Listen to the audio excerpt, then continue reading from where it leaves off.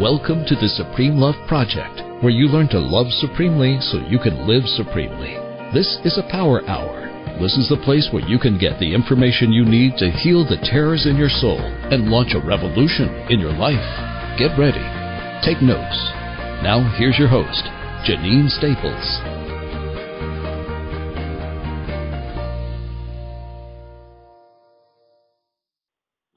Hello, everyone. Welcome back to the Supreme Love Project. This is Janine Staples. I am back again with our fantastic guest, Dr. Carolyn Dean. She joins us once again to bless us with a wealth of knowledge. This time we're going to be talking about cold crush, which is crushing some of the cold, icy tundra boundaries that we have created around our soul so that our hearts and our minds are not free to be vulnerable and to express ourselves. We're going to dig into this. So everyone, welcome back. Carolyn, I'd like for you to take a moment, if you wouldn't mind, to reintroduce yourself to the Supreme Love Project and also to the new people who've been joining us in the last couple of months who don't know you. So if you wouldn't mind giving us a few minutes of your bio introduction, we will take it from there. Okay. Thank you, Janine. Thank you for inviting me. Okay, I'm a medical doctor and a naturopathic doctor. I went into medicine in the early to mid-70s because nobody would listen to me as I was telling them about nutrition and exercise and taking care of their bodies. So I thought, okay, I'll become a doctor and then you'll have to listen to me. And at that time, I really did think that medicine was going to shift and become more alternative, more natural, and move away from drugs, but in fact it did go the exact opposite. So I spend just about every day writing and blogging and talking and promoting things for people to use to take care of their own health, keep themselves healthy enough to stay away from doctors and stay out of hospital, which is where you're only going to get drugs and surgery. Now, surgery is great. I think a lot of people benefit from good surgical intervention, but the drugs that are used for the most part are used to treat chronic disease that could be better treated by lifestyle management. And so that's sort of my basis. What happened along the way in terms of psychological medicine is psychiatry started just giving out antidepressants and anti-anxiety drugs, and they really never did look at the triggers and traumas that affect the body in a physical way. And that's, my focus today. I wanted to talk about something that I've studied called total biology, T-O-T-A-L, biology. And it's basically the conflict basis of disease. And it is how past triggers and traumas, even ancestral triggers and traumas, can make the body react in order to try to either fix or heal those traumas, which means some sort of reaction on the physical level. And I'll mention my story about what I learned when I was studying total biology. I phoned my aunt in Scotland just to get, some family history. I didn't tell her what I was interviewing her about, but it turns out that in the mid-1920s, 3 of my male relatives who were in their 20s were drowned in a boat that was crossing some bay to get a doctor to come to a home birth.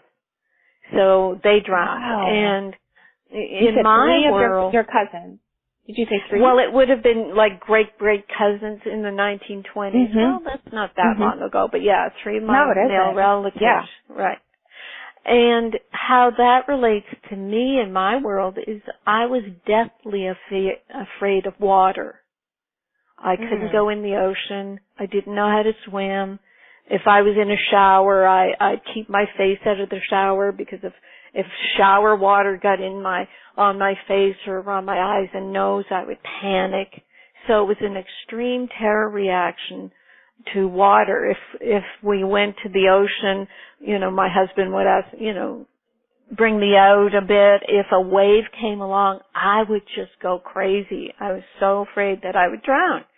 So what I realized from learning about total biology and my aunt's story about my cousins, I realized I'd picked up the ancestral terror of water.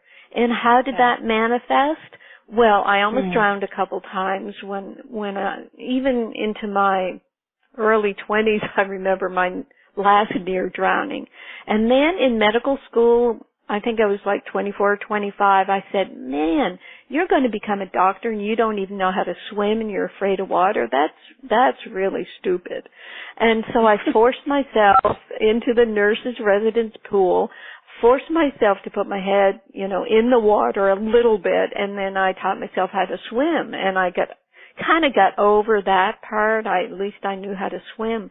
But it wasn't until Bob and I decided to move to Maui, I really took a look at the fact that you are moving to this little tiny island in the middle of the Pacific, surrounded by seawater, and you're afraid of the ocean. And learning about my ancestors right then, and I said, oh my gosh, I took all that fear that, it was probably talked about around the dinner table over the years. Anyway, it was in my genetic makeup, this water fear and terror.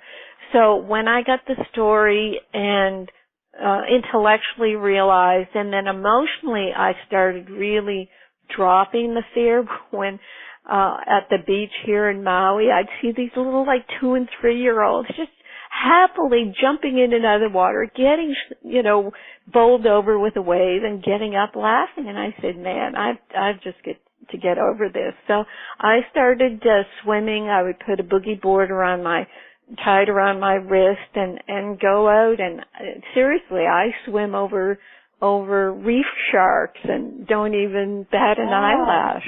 Yeah, I really transformed it with the knowledge that, it was an ancestral memory that was passed on to me that I was holding on to as if it were mine. And that's where I wonder if a lot of emotional issues and depressions, anxiety, mental, even instabilities can be because you're living out someone else's trauma. Yeah. Oh gosh, Carolyn, you are hitting about a dozen nails on their head with blunt force right now.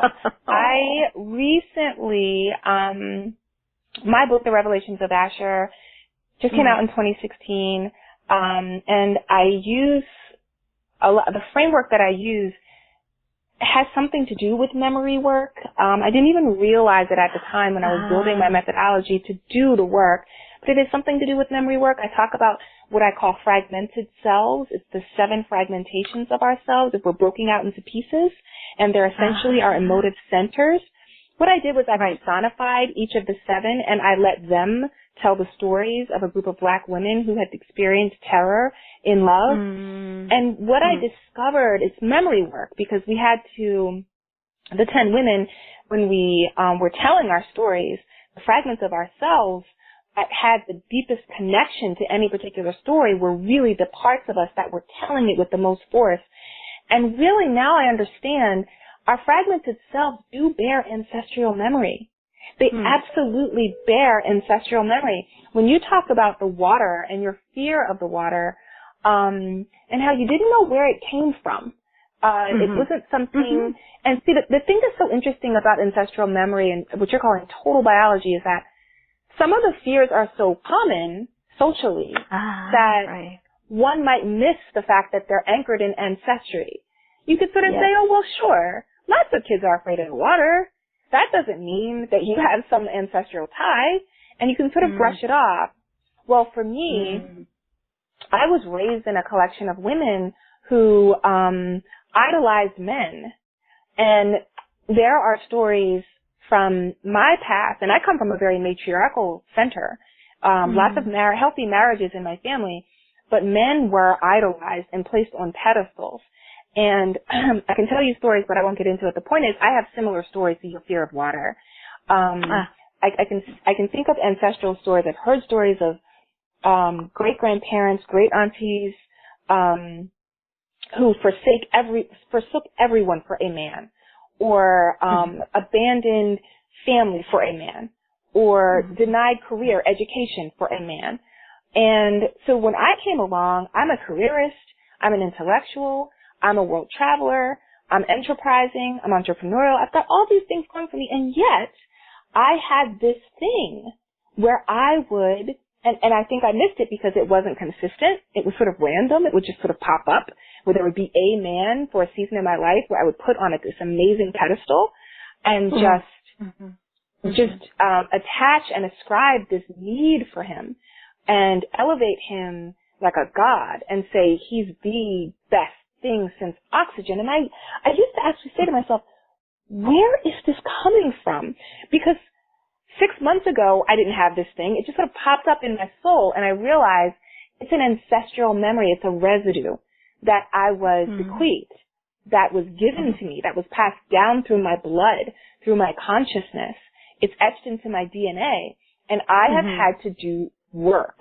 I have had to do work in my soul to excise that, what I call it a cancer, to excise that cancer and to do treatment in my soul so that I could break down some of that cold-heartedness. Now, what we're learning in Cold Crash is that a lot of us have been talking about how there's a coldness in our soul, and it's in relation to other people. We're sort of blocking out our ability to relate to other people in an intimate and vulnerable way. But what I discovered is I had a coldness towards myself in those instances. I abandoned myself. I betrayed myself. And I used that man, that guy that I made a god, as an excuse, as a scapegoat. But really, it was me. I had an iciness, a coldness, a loathing for myself that I inherited, that was passed down.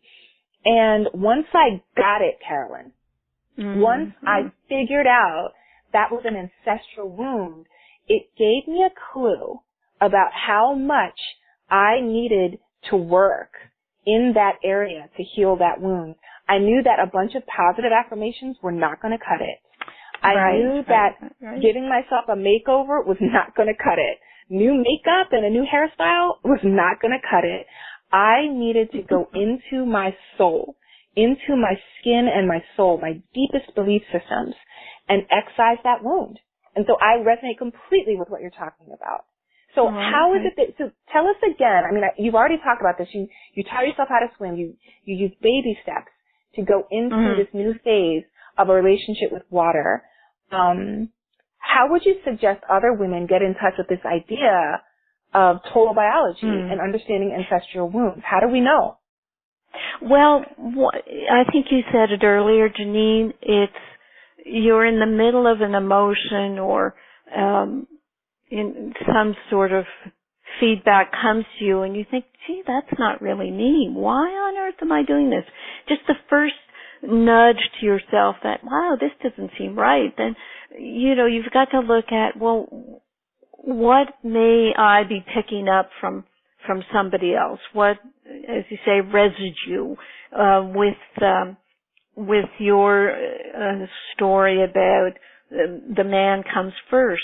Just even write it down, the possibilities of why that is so.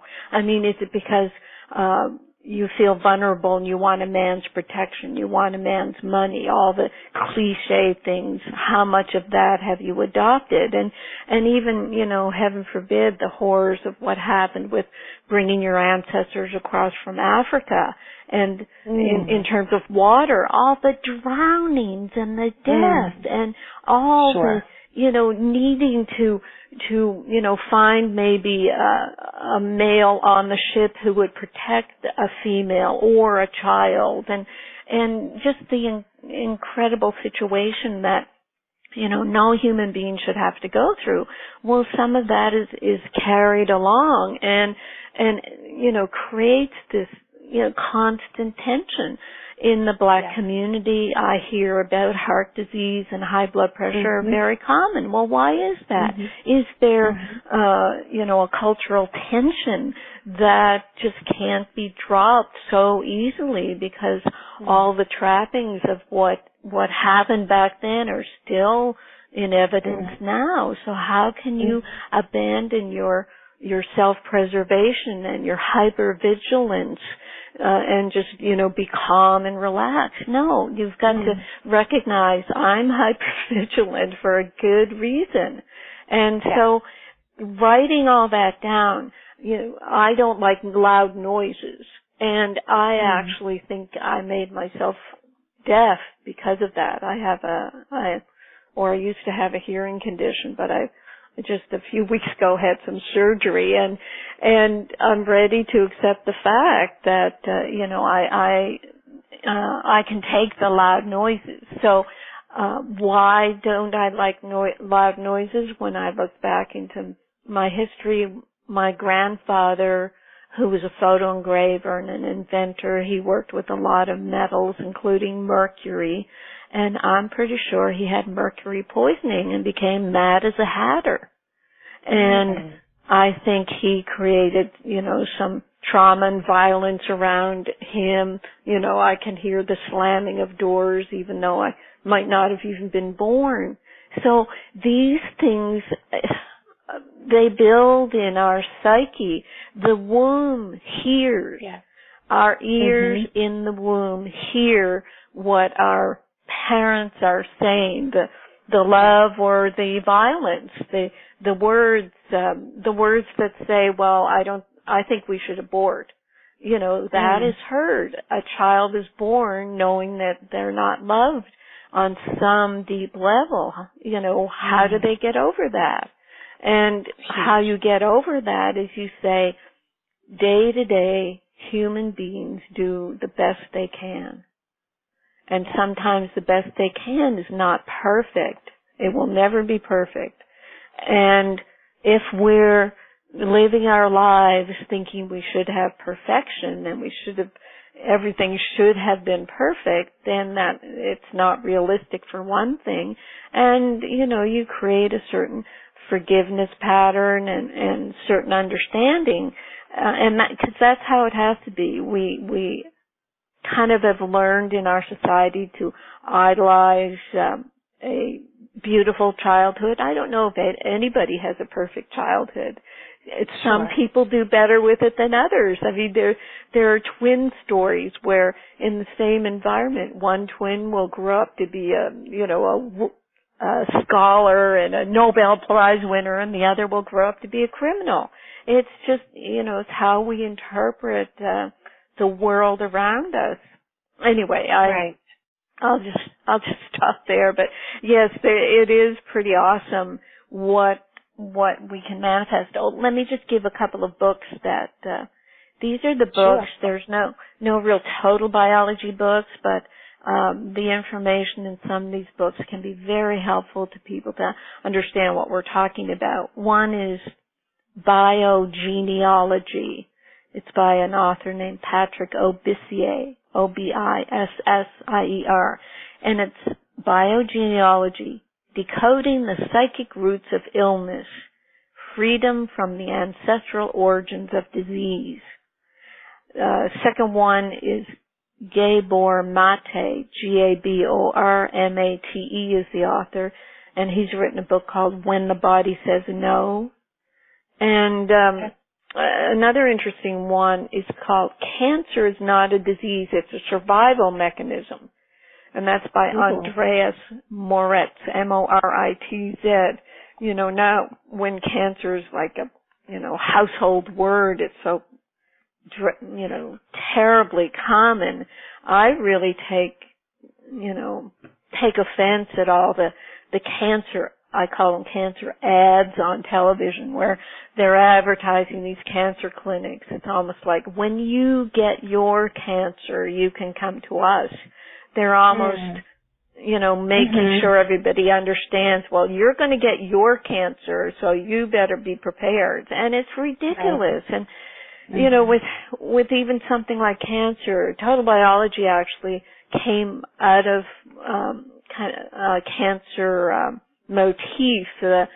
It developed around the same time as something called German New Medicine. And German New Medicine, a doctor, a psychiatrist, and an oncologist, Dr. Gert, G-E-R-T, Hamer, H-A-M-E-R. His son, 20-year-old son, was fatally shot. He died 3 months after he was shot. The father, famous oncologist, psychiatrist, couldn't cure him. He died. 3 months after the son died, the father developed testicular cancer and the mother developed ovarian cancer. Oh, no. They were desperate to create another son, even though they were, probably too old to do so. That's how their body interpreted the horror and the stress in order to try to fix the problem. Okay, let's stir up your testicles and your ovaries, and we'll create a new child. And then that stirring up, the extra tissue that was grown there, gets interpreted as a cancer and treated as a cancer, whereas, over the years and of total biology and German New Medicine, the practitioners have found that if they can counsel a person that maybe it's the stress of your son dying that created this tissue growth, and does that seem reasonable? Well, if the patient says, oh my gosh, that's exactly what happened, then the stress in the brain of trying to create a solution to their dead son is dropped, and then the brain stops promoting the cancer in the testicles and the ovaries. And the cancer goes away. Then, that's amazing. So say again what happens, the realization, what was the realization or you're surmising that needed to happen? Right. So when a practitioner says to a patient who's had the son die and then they develop testicular or ovarian cancer, they say, look, the ovaries are trying to make a new child. The testicles are trying to make a new child, but, intellectually, that's not possible. Your biological brain, your primitive brain is trying to help as much as it can, but that it's not going to, it's not going to work. You don't have to do that anymore. Then the brain turns off the trigger to try to create a new child. Breast cancer, similar. A child is in intensive care, the mother doesn't know if it's going to survive. The breasts are nurturing organs. So in order to get ready to nurture the child to keep it from dying, then the breast can develop more ductal tissue in order to create milk. And so the breast swells a bit. Mother may not even notice it. The child survives, and then the brain is relieved. Oh my gosh, I don't have to create milk anymore. My child survived. So then the breast tissue breaks down because it's not needed. Well, what happens in the breaking down of the breast tissue, it becomes inflamed and irritated. You go to the doctor and say, oh, you've got breast cancer. We have to take your breast off. Whereas what my teacher in total biology said at the time many years ago, he'd had about a dozen breast cancer patients, and he said when they made the realization their breast cancer went away. He said a couple of women, they couldn't believe it had gone, so they went through with the biopsies or the surgery, and the surgery came back negative for cancer. Wow. Mm-hmm. Yeah. But it's a tricky practice. I don't practice it. I don't treat cancer. I do refer to people who do total biology work. But I recall one friend, she was diagnosed with breast cancer. I told her, about total biology. She explained her situation. We felt, what was happening was according to her body trying to nurture her husband who'd gone off the wagon or whatever. And, she started turning things around. She went for a further breast x-ray. There was no cancer there, but the doctors didn't believe her. They didn't believe with their eyes, the x-ray. They put her in hospital. The family agreed. She'd lost a lot of weight. She, couldn't really take care of herself, totally. They gave her a whole bunch of chemotherapy and radiation, and she died. Oh, God. Yeah.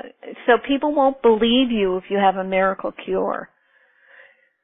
But, what I tell people about, as we're talking about the cold crush, how you can get pulled into these emotions, and are they yours? Are they someone else's? Are you letting your mind be pulled in a direction that has nothing to do with you? That's not your story. And people say that to you all the time. Oh, my mother was just like this, or my sister is just like this. So, what else can I expect? And they give themselves over to somebody else's story, basically. And there's so many powerful things. I'm piecing together what you said about ancestral memory, along with what you're talking about with total biology. And I'm thinking about, and I'm hoping the women who are listening, I hope you're thinking about how your soul, because so much of this is about how your soul and body are connected. That is your cognitive and your emotive centers, how they are connected to your physical center, how that wholeness actually works. We're not often taught about our wholeness. We don't really know how we work, but we are working as a whole.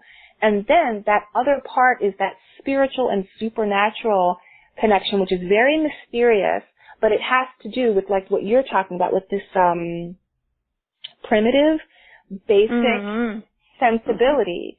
And not only primitive and basic, but also spiritual. I believe in God. I'm a Christian. And so I understand and believe in divine order. I believe in Christ consciousness. And there is something true about how we are all connected. So some might say, for example, how can it be true that a man could develop testicular cancer and a woman could develop ovarian cancer at the same time after their child dies? Well, that's a physical manifestation of a spiritual tie that was established before the physical tie was realized. If we have a sense of spiritual understanding, we understand that everything spiritual precedes everything physical.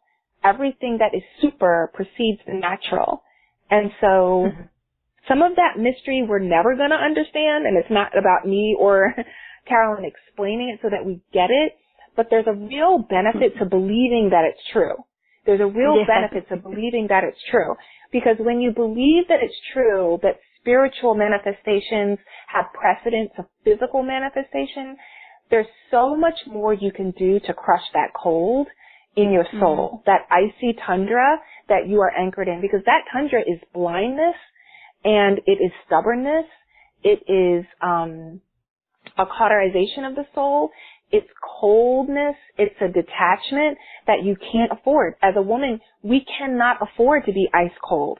We need to be warm in our soul. We need to be attuned to ethereal spaces. We need to be warm and liquid in our soul. We need to be awash in that which is sensuous, which is warm, which is organic, which is growing, so that we can nurture faith that helps us to build that connection between spirit, soul, and body, so that the things we don't understand don't inhibit us and hinder us from healing and from building connection and building awareness. Yeah, perfect. Would you agree? Yeah.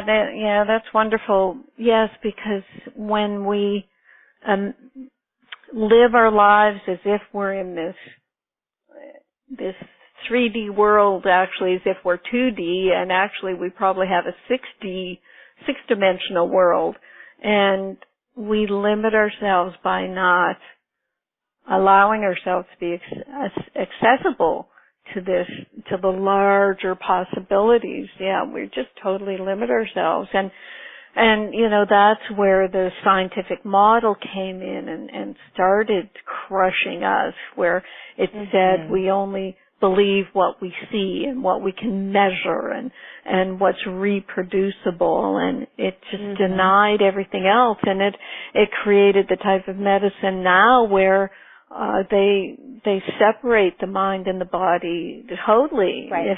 If you express an emotion, then you're given a pill. If you rebel, you're sent to a psychiatrist. It's almost like punishment. And I recall a time in my internship in the hospitals where a patient of mine, I was off for 2 days, came back, and in the meantime she'd been diagnosed with breast cancer. And of course she broke down, was emotional about it, and they sent the psychiatric team to talk with her. And when I came in, we had gotten close, which you're not supposed to do with a doctor, which was, horrible upbringing for most doctors. So she told me, she said, I survived the concentration camps, and we'd already talked about that. She had, the number tattooed on her wrist. She says, I survived the concentration camp. She said, there I knew who the enemy was. Here I don't know, because they tell me I have cancer, and then they tell me I'm crazy because I don't, because I cried. So oh my gosh. Yeah. So this detaching from, our mind and our body has really made people think that when they have emotional issues that it is a psychiatric issue. Now, what I say about the healing from emotional issues, it has a physical manifestation as well. When I went through menopause, I would get these intense feelings of impending doom. I would just feel like it's over. This is, what's the point? I might as well just shoot myself right this second. And 30 seconds later, I'd have a hot flash. And I'd say, oh my gosh, yeah, every time just before I get a hot flash, I get this feeling. And I knew right then and there that, terror, anxiety, depression can be biochemical. Sure. I mean, I just knew it.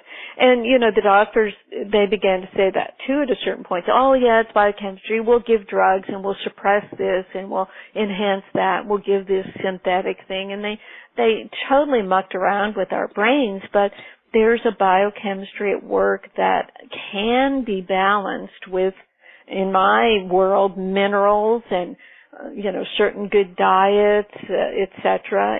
So I know there's a physicality, a biochemistry to moods that has nothing to do with, what your father, mother, or brother did to you. All those things impinge on you and make you feel less than, and there's no denying it. And every time you see someone who reminds you of an abuser, your body goes right back to that memory, and you have to work hard to overcome those feelings and situations with better times, better words, better affirmations. It's constant work, like you were saying about yourself, Janine. But it is doable as long as you understand that, yes, this is what happens, and this is. I have a client, customer who's on my minerals, and since age 18, he's had anxiety, panic attacks, and depersonalization. And after a couple of years on a half a dozen medications, he started to get heart palpitations and atrial fibrillation because of magnesium depletion. Well, at the age of 50, this is after, 32 years of just horrible symptoms and depersonalization. In order to protect himself, he would just go out of his body. And he started taking water. I believe in good hydration with sea salt water and good magnesium, good multiple minerals. And lo and behold, after it was a full year, but he started noticing improvements pretty quickly. But after a full year, he said, I think I'm back to normal, back to before I was 18, before I started getting this. So I know people can turn themselves around, in a sense, as long as they realize where the story is coming from and that it's normal to feel horrible. When people say, oh, forgive someone and it'll all go away. No, I don't believe you can totally forgive someone for something horrible. What you may do is acknowledge that they didn't know what they were doing, et cetera, et cetera. I don't know, Janine, what's your feeling on just total forgiveness in the face of horror? Well, that's really tough. I, as a supreme lover, I believe that it's true. I believe that it can be done. I think it looks a certain way. I think that when I think of total forgiveness, I think about absolute freedom from the attachment that one feels to the offense. And that can come, it can come if one is able to practice what I call in the Supreme Love Project something called grounded ascendancy. So if we can become grounded in the reality, the earthbound reality of our circumstances, that is how you're feeling in your body because of the offense or the trauma, the disrespect, the abuse, how you feel in your mind, like what your thoughts are telling your body. If you can come to grips with the physical and emotional manifestations as they are happening in the earth, really be truthful about those things, really be honest about those things. For example, it means saying to the person who raped you, I fully understand my rage. I allow myself my rage. I embrace my rage. I fully out my shame, my guilt, my anger. It's about having a full experience with the humanity of your trauma. If you can do that for yourself in the earth and really work through your body to heal those places and then that's being grounded, and then simultaneously ascend by having a vantage point, really nurturing and developing a vantage point as a spirit that gives you an aerial view of the experience. The aerial view is so key. What ends up happening is one of the reasons that forgiveness can't come is because we stay so grounded in the experience and we never take the aerial view to understand how the experience is working in the grand scheme of things, how it functions in a continuum that goes beyond our grounded view, that precedes and then goes forward after our grounded view. If we can get that aerial view and just afford more knowledge, more understanding about our trauma, the violence, the offense, the disrespect, the abuse, I think forgiveness can be possible. I think it can. I feel like we've got a wealth of information, and we could keep going, but we are out of time, and I want to make sure that we get over to the Supreme Love Project and answer any questions that people have for you, Dr. Dean, and the wonderful advice that you've given us today. I really appreciate your time, your energy, your focus for helping us. Is there anything you'd like to leave our guests with? Oh, no, this has been a great discussion, and I thank you so much for bringing up this topic. I've really thoroughly enjoyed digging into it. Everyone, I hope that you will review this interview one more time or several times. It will be available to you soon so that you can get this message in your head. Really take it to heart. Build it into your body so that you can live supremely and love supremely. Carolyn, thank you so much for joining us. Everyone, we will see you next time on the Supreme Love Project during a Hot Help or Cold Crush episode. Join us over at the SupremeLoveProject.com. The Supreme Love Project and Facebook group first to ask us any questions, and we will be available to you. Thank you so much. See you soon, ladies. Bye-bye. Thank you for participating in the Supreme Love Project. We're a division of Literacy for Life, LLC. Please visit thesupremeloveproject.com for more information about our products and services. Visit JanineStaples.com for more information about our beloved founder and president. And remember, take this message to heart and build it into your body. We'll see you next time, right here. The place to make love, not war, every day of your life.